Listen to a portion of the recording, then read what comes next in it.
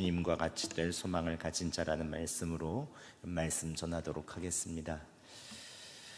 오늘 말씀은 1절부터 보라라고 시작합니다. 보라. 헬라어로 이데테라고 합니다. 그럼 감탄사로 보라라는 말이죠. 그렇다면 무엇을 보라는 것입니까?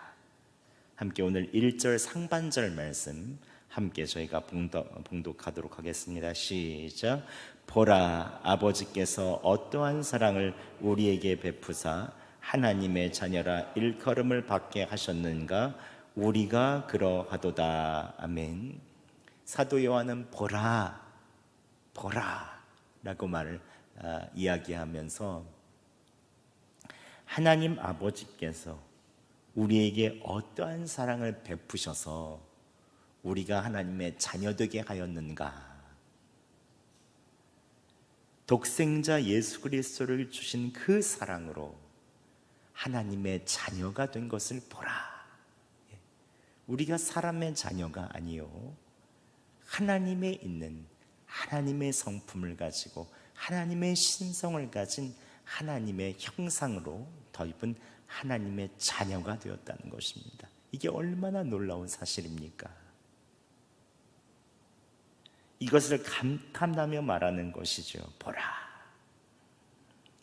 그런데 여기서 우리가 주목해서 보아야 할 단어는 하나님을 아버지라고 부르고 우리들을 여기서 자녀라고 부른다는 것입니다. 계속해서 오늘 본문에 강조된 것은 하나님을 아버지, 우리를 자녀라고 부른다는 것이죠.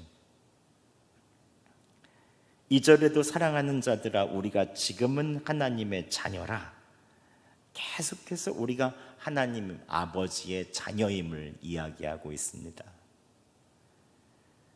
여러분, 하나님께서 여러분의 아버지이심을 믿으십니까? 여러분이 하나님 아버지의 자녀임을 믿으십니까? 예, 우리는 모두 다 하나님 아버지의 자녀들이죠. 자녀. 이게 얼마나 놀라운 일입니까? 하늘과 땅이 맞닿은 일 아니겠습니까? 우리가 하나님의 자녀입니다. 이 땅에 살고 있지만 하나님의 자녀인 것이죠. 저는 가끔씩 창문으로 문화병원에 주차하시는 젊은 부모님들이 아이들을 이렇게 데리고 가는 것을 봅니다. 어떤 아이들은 업고 가기도 하고 어떤 아이들은 손잡고 가기도 하죠. 굉장히 많은 부모님들이 올라갔다 내려갔다 하는 것을 저는 봅니다. 목양식 창밖으로 이렇게 볼 때가 있어요. 그런데 아이들 얼굴이 가만히 보면 부모님들을 다 조금씩 닮아 있어요. 예. 눈이 큰 부모님은 아이들도 눈이 커요. 눈이 작은 부모님 아이들은 아이들도 눈이 작아요. 엄마가 피부가 하얗면 아이들도 피부가 하얗더라고요. 근데 아빠가 피부가 검으면 아이들도 검해요. 예. 부모가 통통하고 골격이 크면 아이들도 통통하고 골격이 크더라고요. 다 부모를 닮아 있는 것이죠.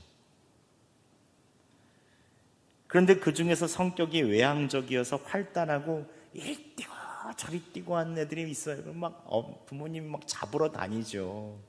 애가 둘, 셋 정도 되면 막 애들 업었다가 저리 막 잡으러 가고, 또 내향적이나 순종적인 애들은 그냥 가만 착 붙어서 가는 것을 좀 보게 됩니다. 그런데 아이들이 말썽이면 부모님들이 꼭 서로를 보면서 하는 말이 있더라고요. 여보, 얘가 누굴 닮아서 그래? 꼭 그 얘기를 하시더라고요. 예. 그럼 저는 창밖에서 보면서 누구긴 누구야?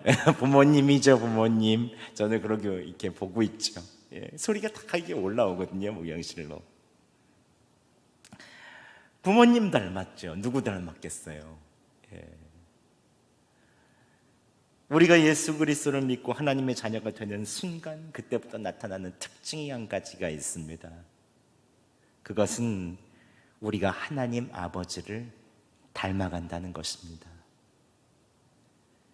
그렇다면 하나님 아버지는 어떤 분이십니까? 하나님은 우리의 눈으로 볼 수는 없죠. 그래서 하나님께서 이 땅 위에 보이는 하나님을 주셨는데 독생자 예수 그리스도를 우리와 똑같은 육신으로 보내주셨죠. 볼 수 있는 하나님, 만질 수 있는 하나님으로 오셨습니다.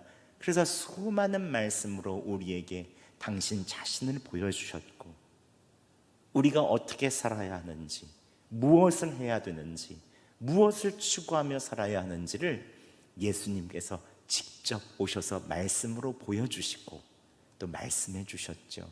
십자가에 달려 돌아가시며 가장 큰 사랑과 희생이 무엇인지를 우리에게 보여주셨습니다. 그래서 우리는 하나님의 자녀가 된 순간부터 예수 그리스도를 닮아가게 돼 있죠. 하나님의 씨가 우리 안에 들어왔다라고 말합니다. 우리 안에 하나님의 씨가 있어서 계속해서 우리 안에서 하나님을 닮아 나가게, 그러니까 예수 그리스도를 닮게끔 하나님께서 이끌어 주시는 것이죠. 근데 예수 그리스도 맨 처음에 믿으면 그 사람이 예수님 믿는지도 잘 모를 때가 있습니다. 그런데 예수 그리스도 진짜 믿고 하나님 아버지와 자녀로서 인격적인 관계를 만나고 나면 정말로 조금씩 예수님 닮아갑니다. 안 닮아가면 그게 이상한 겁니다. 다 닮아갑니다.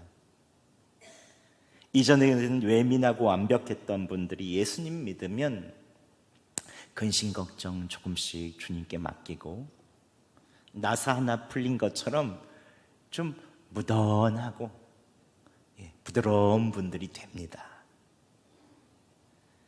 이전까지 신경질 부리고 좀 염려와 근심이 많던 분들도 예수님 믿고 하나님의 자녀 되면 마음이 온유해지고 얼굴에서도 그 얼굴빛이 밝은 것을 보게 되죠.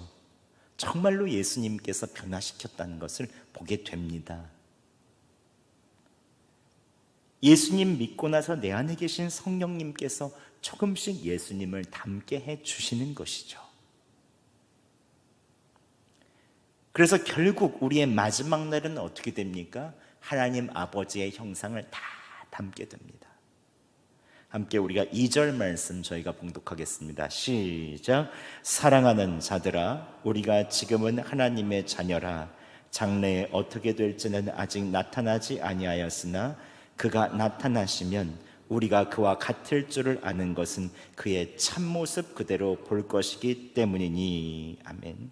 마지막 날에 우리가 하나님 아버지와 예수님을 그대로 볼 것인데,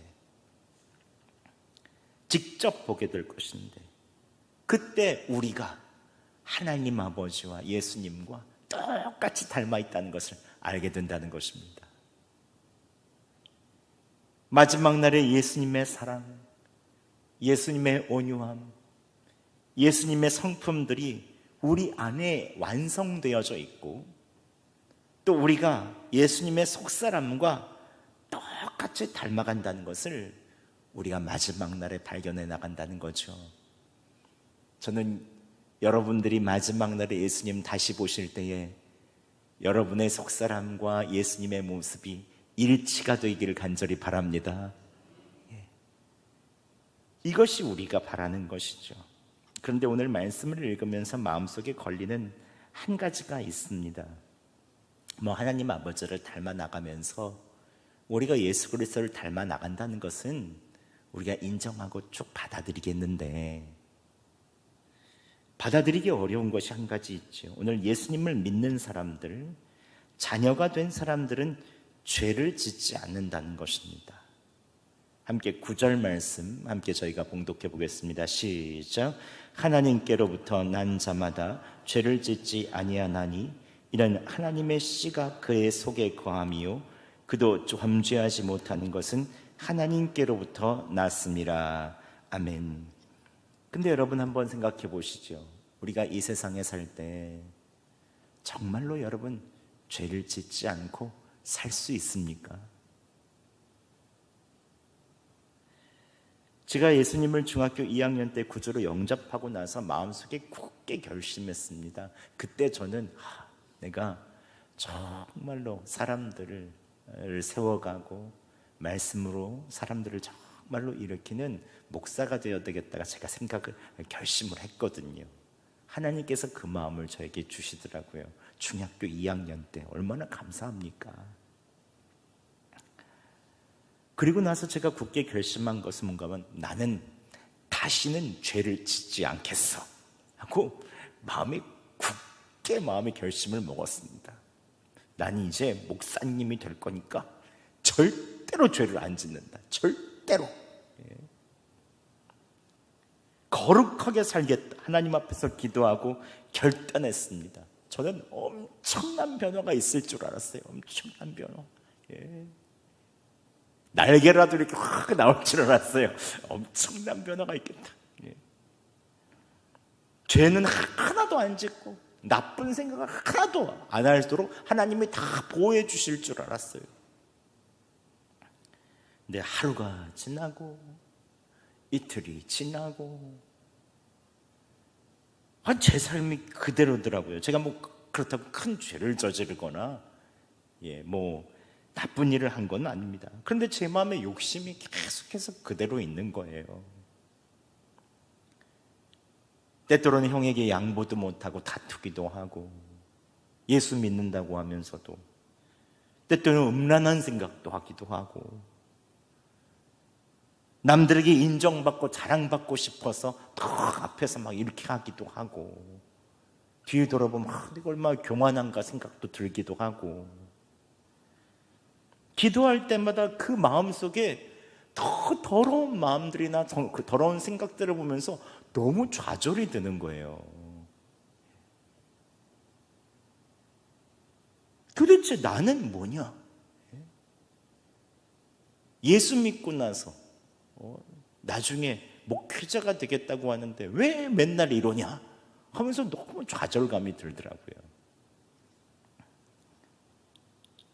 근데 뭐 저만 그런 것처럼 다 저를 이렇게 너무 이렇게 쏘아보듯 보지 마세요. 이 밤에. 근데 제가 나중에 깨달은 것은 왜 죄를 짓는지 알게 됐습니다. 그냥 예수님과의 인격적인 관계가 없이 그냥 회개만 한 거예요. 결심만 한 거예요. 그것도 먼 날 깨달았습니다. 죄에 회개하고 예수님 바라볼 때는 굳은 결심을 하고 다시는 죄를 짓지 말아야 다시 다짐하고 다짐하는데 또 원래 삶으로 돌아가면 똑같이 돌아가는 저를 보면서 얼마나 매번마다 이게 뭐냐 맨날 예수님 회칠한 무덤이라고 그랬는데 내가 똑같아. 걔가 먹는 것을 걔가 토한 것을 다시 먹는다고 그랬는데 완전 나다 맨날 그렇게 회개했거든요. 그런데 제가 한 가지 안 것은 지금 주님이 나와 계시다는 사실을 잊어버리는 순간, 즉 인격적인 관계, 하나님 아버지와 자녀로서의 있는 관계를 잊어버리는 순간 똑같이 죄를 저지르고 생각하지 말아야 될 생각을 하고 죄를 반복한다는 거예요. 인격적인 관계가 없으면 우리의 삶은 매번마다 반복된다는 것이죠. 즉 나의 회개가 죄를 이기는 능력이 없는 것입니다. 인격적인 관계가 없으니까. 그러나 예수님과의 인격적인 관계를 가질 때 주님이 아버지시고 내가 아들이라는 인격적인 관계를 항상 있고 주님이 지금 내 안에 살아계시고 지금 이곳에 나와 함께 계신다는 인격적인 관계가 끊임없이 내 안에 살아있을 때 그때 회개에 비로소 생명이 부어지고 죄를 이기는 능력이 되더라고요. 여러분 한번 6절 말씀 저희가 함께 봉독해 보겠습니다. 6절입니다. 시작. 그 안에 거하는 자마다 범죄하지 아니하나니 범죄하는 자마다 그를 보지도 못하였고 그를 알지도 못하였느니라. 아멘. 여러분 그 안에 거하는 자마다 하나님 아버지 안에 거하는 자마다 범죄하지 않는다는 것이죠. 예수님 안에 거하는 자마다 범죄하지 않는다는 거예요. 예수님 바로 눈앞에 계신데 예수님 품 안에 있는 것을 내가 느끼고 있는데 어떻게 범죄합니까? 한번 생각해 보세요. 우리가 죄를 짓거나 우리가 무슨 일을 할 때마다 우리 가족들이 나와 함께 있다고 생각해 보세요. 우리가 뭐라도 할 수 있겠습니까? 예수님을 눈앞에서 보는데 어떻게 범죄합니까? 오늘 성경에서 명확히 말하죠. 범죄하는 자마다 그를 보지도 못하였고 그를 알지도 못하였다. 주님 보지 않으니까 자꾸 원상태로 돌아가고, 주님 알지 못하니까 자꾸 원상태로 돌아가는 거예요. 주님 안에 있어야 하는 것입니다. 예수님을 십자가에 못 박았던 유대인들이 왜 예수님 십자가에 못 박았습니까? 그토록 기다리던 메시아가 오셨는데 왜 십자가에 못 박은 거예요? 그를 보지도 못하고 알지도 못하는 것이죠. 하나님의 아들이신지 믿지도 못하고 함께 계신데도 알지도 못하기 때문에 십자가에 못 박는 것입니다. 그토록 기다렸던 하나님 아버지의 독생자 예수 그리스도를 십자가에 못 박는 거예요. 하나님 안에 있지 않으니까. 여러분, 하나님을 아버지라고 부르며 그의 자녀로 관계를 맺는다는 것은 이론적인 것이 아닙니다. 아주 구체적이고 실제적인 일입니다. 내가 있는 그 가정, 내가 있는 그 회사, 내가 일하고 있는 일터, 내가 혼자 있는 그 자리, 그곳에 주님이 함께 계신다는 것을 인격적으로 매일마다 바라보는 것입니다. 그래야 우리의 삶이 변화가 있는 거예요. 예수님을 믿는다는 것은 그 모든 관계까지도 믿는다는 것입니다. 하나님이 나의 아버지고 내가 아들이라는 사실을 믿는 거예요. 그러면 죄를 지을래야 지을 수가 없지요. 다시 한번 9절 말씀 저희가 봉독하겠습니다. 시작. 하나님께로부터 난 자마다 죄를 짓지 아니하나니 이는 하나님의 씨가 그의 속에 거함이요 그도 범죄하지 못하는 것은 하나님께로부터 났음이라. 아멘. 하나님께로부터 난 자마다 죄를 짓지 않는 이유가 무엇이라고 말합니까? 하나님의 씨가 그 안에 있다. 신앙생활할 때 제일 중요한 것은 하나님의 씨가 우리 안에 있다는 것입니다. 하나님의 씨란 무엇입니까? 하나님의 씨는 곧 하나님이죠. 예. 우리 안에 하나님의 씨가 있어서 하나님께서 점점 자라게 하신다는 것이죠. 하나님의 성품, 하나님의 그 크신 사랑, 은혜들이 우리 안에 하나님처럼 자라난다는 것입니다. 성령 하나님께서는 우리 안에 있는 하나님의 씨가 아름답게 자라도록 매일마다 은혜 부어주시죠.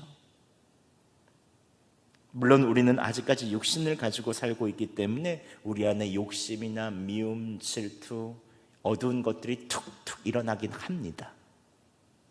하지만 성령님께서는 우리의 영적인 혈통이 하나님의 자녀임을 매일마다 가르쳐 주시죠. 여러분, 회개라는 것은 다른 것이 아닙니다. 내가 잘못했어요 자책하는 것이 아니라 방향을 돌려서 주님을 바라보는 것이에요. 인격적인 관계가 있는 것이죠. 나는 어쩔 수 없이 죄를 짓고 살고 있구나, 나는 약해, 이게 아니라, 이거 한탄하는 것이 아니라 나는 하나님의 자녀야. 내 안에 하나님의 씨가 있어. 나의 욕심보다 더 강하신 하나님께서 나와 함께 하셔. 그러면서 매일마다 주님께로 나의 팔을 벌리고 주님 안에 매 순간 거하는 것이죠. 이게 바로 주님 안에 거하는 것입니다. 우리가 말씀 보고 기도하는 이유가 무엇입니까? 나와 함께 하신 하나님 더 선명하게 깨닫고 발견하기 위해서입니다. 말씀 묵상하면 여러분 어떻습니까? 그 안에 하나님의 성품이 쏟아지죠. 성경의 인물들이 모두 하나님을 만나서 인생이 바뀌고 사명의 사람이 됩니다. 평범했던 사람이 하나님께 쓰여져서 민족에 있는 아버지가 되죠. 아브라함이 그랬고, 요셉이 그랬고, 모세가 그랬고, 베드로와 바울이 그랬죠. 그 속에 계신 사랑의 하나님, 전능하신 하나님, 치료의 하나님, 구원의 하나님, 우리가 말씀을 묵상할 때 성령 하나님께서 생생하게 내가 그분을 만나게 해주십니다. 그래서 우리가 말씀 보는 것이죠. 우리가 왜 기도합니까? 기도할수록 하나님께서 지금 나와 함께 하시다는 것을 선명하게 깨닫죠. 여러분, 맨 처음에 기도의 자리에 들어가면 기도에 집중하기가 어려울 때가 많죠. 많은 시간 가운데 세상적인 염려와 많은 생각들을 우리 안에 있다가 무릎을 딱 꿇으면 먼저 마음에 있어 쌓이는 부부들이 다 긴장이 풀립니다.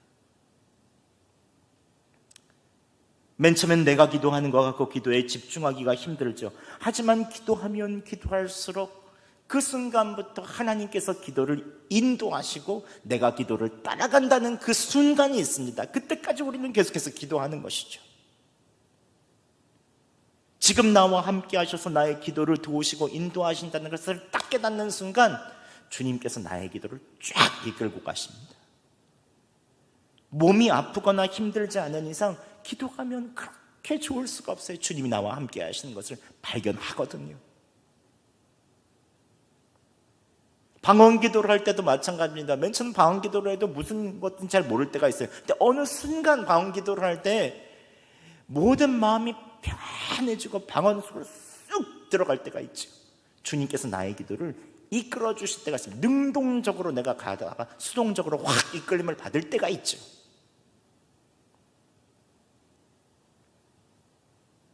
그런데 주님과 인격적인 관계를 맺지 못하는 사람들은 기도하는 것이 그렇게 힘이 듭니다. 내가 왜 기도해야 되는 건지, 기도를 해도 시간 낭비인 것만 같고, 생생하게 나와 함께 하시는 그 주님을 믿지도 못하고 바라보지도 못하니 기도하는 것이 고역이죠. 고역. 기도라는 가장 생생하게 하나님과 만나게 하는 그 과정 아니겠습니까? 그래서 우리가 기도하는 거잖아요. 그리고 무엇보다도 하나님의 자녀로서 하나님으로부터 나선 하나님의 씨가 내 안에 있다는 것을 발견할 수 있는 가장 효과적인 방법은 바로 사랑하는 것입니다. 사랑하는 것. 함께 우리 10절 말씀 저희가 봉독해 보겠습니다. 시작. 이러므로 하나님의 자녀들과 마귀의 자녀들이 드러나나니 무릇 의를 행하지 아니하는 자나 또한 그의 형제를 사랑하지 아니하는 자는 하나님께 속하지 아니하리라. 아멘. 하나님의 자녀와 마귀의 자녀가 명확히 나눠지는 것은 무엇입니까? 의를 행하고 그 형제를 사랑하는 것. 하나님의 자녀들은 의를 행하지 않고 불의를 행하면 마음이 불편합니다. 그래서 빨리 불의를 행하고 거짓을 좀 행하더라도 빨리 자리에서 떠나서 다시 의의 길을 가죠. 무엇보다도 형제를 사랑하지 않고 무관심하고 미워하고 용서하면 너무 마음이 불편합니다. 하나님의 자녀는. 그래서 빨리 그 자리에서 일어나서 사랑하는 자리에 가죠. 관심을 가지게 하죠. 용서하려고 노력하죠. 왜냐하면 우리 안에 하나님의 씨가 있고 성령 하나님께서 계시기 때문입니다. 그래서 우리는 죄를 지을 수가 없어요. 형제를 사랑할 수밖에 없죠. 사랑해야 마음이 편하죠. 그래서 11절에 무엇이라고 말합니까? 11절 함께 다시 한번 봉독하겠습니다. 시작. 우리는 서로 사랑할지니 이는 너희가 처음부터 들은 소식이라. 아멘. 하나님의 씨가 우리 안에 있다는 가장 핵심적이고 가장 드러나는 증거는 서로 사랑하는 것입니다. 여러분, 우리 한번 앞뒤좌우로 한번 사랑의 눈으로 한번 보실까요? 사랑합니다. 우리 한번 보시겠습니다. 지금 수요일날 다 일을 마치고 오셔서 졸릴락 말락하는 그때예요. 예, 우리 그래도 사랑합니다. 예, 우리가 사랑할 때 드러나죠. 예수 믿는 사람은 사랑하지 않으면 불편합니다. 오히려 내가 미안합니다. 그래서 빨리 잘못이 있거나 어려운 일이 있으면 회개하거나 용서할 수밖에 없죠. 그러나 마귀의 자녀들은 의를 행하지 않아도, 성자를 사랑하지 않아도 그냥 힘들거나 어렵지 않습니다. 나와 상관없는 일이라고 그냥 놔둡니다. 마음의 양심이 있어서 좀 찔기는 하지만 아무런 가책이 없습니다. 그냥 지나갑니다. 오늘도 12절에 보면 가인은 하나님께서 자신의 재산을 안 받고 동생의 아벨의 재산만 받으니 동생을 쳐 죽이죠. 하나님께서 죄를 다스려라. 그래야지 내가 너의 제사를 받겠다라고 말씀하셨지만 죄에서 떠나지 아니하고 자기 죄를 다스리기보다 자기보다 의로운 동생을 죽입니다. 우리의 믿을 도리인 예수님께서는 완전한 의 자체셨죠. 그런데 예수 그리스도를 이스라엘 백성들은 자신이 율법 백성으로 의롭다고 하시며 의 자체이신 하나님을 십자가에 못 박아 죽입니다.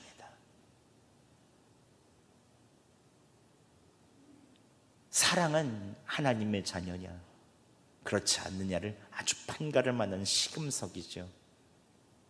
여러분, 예수님의 사랑으로 사랑하시기 바랍니다. 언제나 예수님을 바라보고 인격적인 관계를 맺으시기 바랍니다. 그러면 죄를 짓기는커녕 하나님께서 죄에서 빨리 나오게 하셔서 여러분을 평안과 사랑으로 인도하여 주십니다. 말씀을 맺겠습니다. 우리가 오늘 하나님의 자녀로서 마지막 때 예수 그리스도처럼 거룩하고 온전한 예수 그리스도의 형상으로 완전하게 되기 위해서는 어떻게 할까요? 주님과 함께할 소망을 가진 자가 되기 위해서는 어떻게 해야 될까요? 여러분, 이 땅 위에 하나님 아버지의 형상으로 오신 예수님과 24시간 인격적인 관계를 맺으시기 바랍니다. 회개하고 잊어버리는 것이 아니라, 자책하는 것이 아니라 나와 함께 하신 예수님을 선명하게 바라보고 그분과 함께 행하시기 바랍니다. 그때 우리 안에 있는 하나님의 씨가 우리 안에서 점점 자라나 우리에게 사랑만 할 수 있도록 우리의 삶을 이끌어 주실 것입니다. 오늘도 우리가 함께 이러한 주님과 같이 될 소망을 가진 자로 오늘 하루를 마치고 또한 내일 새로운 하루를 시작하게 되시기를 예수 그리스도의 이름으로 축원합니다.